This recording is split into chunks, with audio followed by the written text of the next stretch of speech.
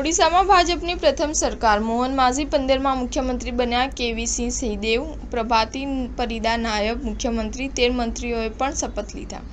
ઓડિશામાં પહેલીવાર ભાજપની સરકાર બની છે। મોહન ચરણ માઝીએ આજે એટલે કે 13 જૂનના રોજ રાજ્યના 15મા મુખ્યમંત્રી તરીકે શપથ લીધા હતા। તેમની સાથે બે ડેપ્યુટી સીએમ કનક વર્ધન સિંહદેવ અને પ્રભાતી પરિદાએ પણ શપથ લીધા હતા। માઝી કેબિનેટમાં અન્ય 13 મંત્રીઓએ પણ શપથ લીધા હતા। તેમાં સુરેશ પૂજારી, રવિ નારાયણ નાઈક, સૂર્યવંશી સૂરજ, પ્રદીપ બાલસામંતા, ગોકુલ નંદ મલ્લિક અને સંપત કુમાર સ્વેનનો સમાવેશ થાય છે।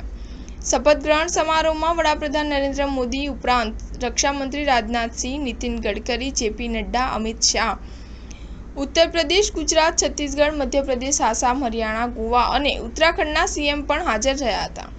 ભાજપે પહેલીવાર ઓડિશા વિધાનસભા ચૂંટણીમાં બહુમતી જીત મેળવી છે। રાજ્યની 147 બેઠકોમાંથી ભાજપને 78 બેઠકો મળી છે। તે સમયે નવીન પટનાયકના બીજુ જનતા દળ એ 51 બેઠકો, કોંગ્રેસ 14, સીપીઆઈ 1 અને અન્યને 3 બેઠકો પર જીત મળી છે। લોકસભા ચૂંટણીમાં પણ પહેલીવાર ભાજપે અહીં મોટી જીત નોંધાવી છે। રાજ્યની 21 બેઠકોમાંથી ભાજપને 20 અને કોંગ્રેસને 1 બેઠક મળી છે। બીજેડી અને અન્ય પક્ષોને એક પણ બેઠક મળી નથી। 2019માં બીજેપીએ 8 સીટો જીતી, બીજેડીએ 12 સીટ જીતી અને કોંગ્રેસે 1 સીટ જીતી, એટલે કે આ વખતે ભાજપને 12 બેઠકોનો ફાયદો છે। સ્ટાર ન્યૂઝ 7 હંમેશા સચ્ચાઈની સાથે।